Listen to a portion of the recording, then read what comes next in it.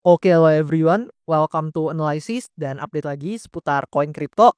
Dan di video kali ini kita akan bahas salah satu token AI agent yang harusnya teman-teman semua udah kenal dan gak asing lagi, yaitu Zerebro nih teman-teman. Dan ini saya update dan bahas lagi seputar Zerebro karena ternyata banyak banget dari teman-teman semuanya yang request di video saya sebelumnya untuk bahas lagi dan update lagi seputar Zerebro ini. Dan sesuai janji saya, kalau misalkan banyak yang tertarik dan banyak yang request di kolom komen, saya akan coba untuk buatin update dan pembahasannya secepatnya teman-teman. Dan di video kali ini juga saya mau kasih beberapa data yang menarik juga ke kalian seputar Zerebro. Tapi tentu sebelum saya lanjut, disclaimer dulu bahwasannya video ini sama sekali nggak bermaksud buat mengajak teman-teman semuanya menjual ataupun membeli aset tertentu, dan juga sama sekali nggak bermaksud buat mempromosikan aset tertentu. So always do your own research karena this is not financial advice. Dan juga buat teman-teman yang mungkin mau koin kesayangannya atau altcoin kesayangannya saya review atau lebih tepatnya saya analisa tentunya based on POV saya, boleh banget komen aja di kolom komentar di bawah. Dan kalau misalkan banyak yang tertarik, akan saya usahakan buat update dan bahas cepatnya kayak Zerebro ini teman-teman. Dan oke, di sini kita akan langsung mulai aja buat pembahasannya. Tapi sebelum itu mungkin saya recap sedikit ya buat teman-teman yang mungkin gak nonton video saya sebelumnya. Tapi buat teman-teman tentu saya sangat merekomendasikan buat teman-teman nonton video pembahasan Zerebro saya yang sebelumnya. Karena ternyata salah satu posibilitas yang saya berikan di video tersebut ternyata ada yang tepat teman-teman. Gimana waktu itu saya kasih gambaran bahwasannya ketika Zerebro ini terjadi liquidity sweep yang cukup masif ya di sini. Yang mana kalau kita lihat nih, kita ukur dari ekornya aja, kita coba ambil dari atas ke bawah. Nah, lebih kurang buat ekornya aja sekitar 33% teman-teman. Itu panjang banget atau dalam banget buat koreksinya, dan ada liquidity sweep yang terjadi, dan waktu itu price action-nya ini baru-baru di sekitar sini teman-teman. Dan di video tersebut kalian bisa notice saya katakan bahwasannya ada potensi ya dia buat testing lagi atau koreksi lagi ke demand areanya di sini. Dan ternyata di sini beneran dikasih koreksi teman-teman ke demand areanya di sini. So congratulations juga buat teman-teman yang memang take action dan mungkin dapat keuntungan atau terhindar dari kerugian sebagai akibat dari pergerakan ini. Dan itu karena nonton video saya, congratulations, saya ikutan senang buat teman-teman yang mungkin dapat profitnya. Dan nanti saya akan bahas untuk beberapa important area di Zerebro juga dan beberapa posibilitas pergerakan harga Zerebro ke depannya. Tapi sebelum itu ya, kayaknya kita harus lihat dulu dari segi market cap atau dari CMC ya. Di sini per video ini saya record yaitu di tanggal 24 Maret 2025. Ini Zerebro ada di posisi ke 595 berdasarkan kapitalisasi pasarnya, dan tentu sangat mungkin berubah di kemudian hari, bisa aja naik ataupun bisa aja juga turun, teman-teman. Dan kalau kita coba lihat ya dari segi OI atau open interest-nya. Nah, di sini sebenarnya dalam 24 jam terakhir Zerebro open interest-nya sangat bullish, teman-teman, yaitu di angka plus 18,39% buat open interest dari Zerebro ini sendiri.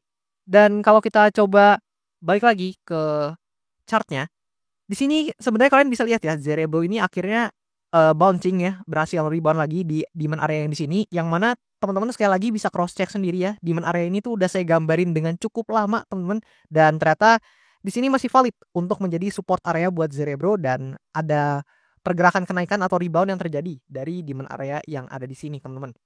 Dan kalau kita bisa lihat ya secara kasar, mungkin ada beberapa teman-teman juga yang berpandangan bahwa bang ini ada potensi nih bahwasannya bisa jadi double bottom nih, dia ada rebound di sini dan juga dia rebound di sini, bisa jadi double bottom dan sebagainya. Oh, nggak ada yang salah teman-teman dari setiap kata-kata atau dari setiap argumen yang teman-teman kemukakan itu bisa aja bener. Tapi yang lebih saya sorot atau yang lebih saya highlight adalah kayak gini teman-teman. Secara psikologi, kalau misalkan kalian ya lihat suatu token nih, kalian bisa notice ya. Ini Zerebro kan turunnya udah jauh banget ya teman-teman ya. Kalian bisa lihat nih turunnya seberapa dalam momentum turunnya. Bahkan yang di sini sampai kayak nggak terlalu kelihatan ya teman-teman. Yang mana kalau kita tarik dari topnya, ini kita tarik ke bawah, ini pasti 90% lebih teman-teman ya. Udah koreksi sangat signifikan. So kalau kita lihat dari hal tersebut, kita coba perlebar lagi buat chartnya. Nah, lebih kurang seperti ini. Kalau kita mengamati dari hal tersebut ya, berarti kan secara psikologi pasar di sini dengan banyaknya rebound yang terjadi pada demand area yang ada di sini, teman-teman, itu mengindikasikan bahwasannya buyers ini mungkin ya quote on quote berpikir seperti ini. Untuk Zerebro ini udah berada di harga yang cukup murah nih. Di demand area ini menurut mereka atau mungkin menurut para pelaku pasar ini udah cukup murah, sehingga ketika Zerebro ini dikasih diskon ke harga demand area ini, mereka semuanya banyak nih atau banyak buyers yang tertarik buat akumulasi atau membeli Zerebro di demand area ini. Jadilah ini price action yang seperti ini. Jadi secara psikologi pasar, demand area yang udah dites, beberapa kali seperti ini, itu berarti banyak buyers yang berpandangan atau berpendapat bahwa demand area ini merupakan, area atau price yang udah cukup murah nih buat Zerebro ini. Dan dia udah koreksi dalam dan dikasih price yang cukup murah dan menurut para pelaku pasar ini cukup ideal sebagai tempat akumulasi, maka terciptalah untuk gambaran chart atau price action yang kayak gini, teman-teman. Jadi secara psikologi itu lebih kurang seperti itu. Namun, sekali lagi saya katakan, secara tren atau secara momentum ini tentu ya, meskipun ada kenaikan nih di hari ini, yang mana kalau kita ukur juga nih teman-teman, ini congratulation ya, mungkin teman-teman ada yang dapat cuan juga dari, demand area ini dan mungkin udah dapat keuntungan atau lagi floating profit, congratulation juga. Tapi kalau kita ukur per hari ini, Zerebro ini menguat 24-an%, teman-teman. Ini cukup tinggi ya untuk penguatannya dalam satu hari buat Zerebro ini sendiri. Tapi seperti yang tadi saya katakan, teman-teman nggak boleh lupa bahwasannya secara tren atau majority trendnya ini masih berada dalam tren yang cukup bearish, teman-teman. Nah, gimana untuk kita bisa dapat konfirmasinya Zerebro ini bisa kembali lagi untuk bisa bullish lagi, teman-teman, atau udah untuk shifting ya dari bearish menjadi bullish lagi. Yang pertama, teman-teman, atau yang paling ya quote on quote wajib lah ya untuk terjadi jika teman-teman mau memandang Zerebro ini bisa bullish lagi. Yang pertama adalah kalian notice dulu nih di demand area ini. Kenapa? Karena kalian bisa lihat nih ya, kalau kita coba kasih teman-teman tunjuk. Nah, Zerebro ini kan udah mempertahankan demand area ini cukup banyak, teman-teman. Kalian bisa lihat nih, udah banyak banget demand area ini di-hit dan sampai sekarang masih bertahan buat demand area ini. Artinya, yang pertama, Zerebro ini nggak boleh closing di bawah demand area ini atau dia harus mempertahankan demand area ini karena kalian bisa lihat ya, demand area ini tuh memancing atau attract banyak banget buyers yang mana ini ditunjukkan nih oleh price action ya. Karena price action kan nggak bisa bohong, teman-teman. Ini ketika ada rebound gini berarti ada pembeli yang tertarik buat mengakumulasi dari Zerebro ini gitu. Dan jika demand area ini bisa tertahan dan Zerebro ini bisa breakout dari supply areanya yang di sini, dan tentu breakoutnya jangan kayak gini teman-teman ya, karena ini hitungannya semacam liquidity sweep aja. Jadi dia breakout, hopefully breakout body dan lebih kurang kayak gini teman-teman. Kalau saya coba gambarin, nah let's say dia bisa breakout seperti ini teman-teman ya, dan bisa breakout dulu aja deh ya mungkin ya, breakout dulu ke supply areanya atau dari supply area di sini dan mengubahnya jadi demand area dan kembali eee, mengalami kenaikan kembali, plus di sini dia juga sekaligus ya kalau dia breakout dari supply area ini kan berarti dia breakout nih teman-teman dari range yang mana udah menahan harga Zerebro ini cukup lama. Nah, jika dia berhasil breakout dari resistance-nya di sini, maka itu akan menjadi indikasi yang sangat positif karena di sini ada potensi buat Zerebro ini bisa kembali back to bullish teman-teman, atau bisa kembali shifting ya dari yang sebelumnya bearish nih, kalian bisa lihat momentumnya bearish banget menjadi kembali bullish teman-teman. Lebih kurang seperti itu, dan kalau misalkan ini terjadi artinya kan supply area ini akan jadi area support atau jadi demand area. Maka selanjutnya target yang teman-teman mungkin bisa lihat atau bisa perhatikan dalam jangka waktu menengahnya mungkin adalah resistance ya teman-teman yang ada di atas ini gitu, lebih kurang. Ketika memang resistance yang di sini udah di breakout, ada potensi untuk dia mengejar ke level harga resistance-nya yang realistis, yaitu lebih kurang di sini teman-teman.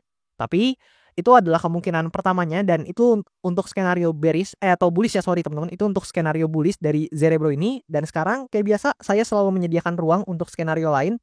Sekarang kita akan coba bahas buat skenario bearishnya, yaitu kebalikannya teman-teman, simple. Dimana jika Zerebro ini justru secara outlook ya, kalau kalian lihat dari line chartnya, nah kayak gini, kalian bisa lihat nih, top-topnya aja ya, kalau misalkan saya coba gambarin kasar nih, misalkan kalian bisa lihat di sini ada puncak, kemudian di sini juga ada puncak, di sini puncak, kemudian kalau di sini puncaknya teman-teman, ini kan berarti mengindikasikan dia terus membentuk lower high di time frame-nya yang relatif lebih kecil.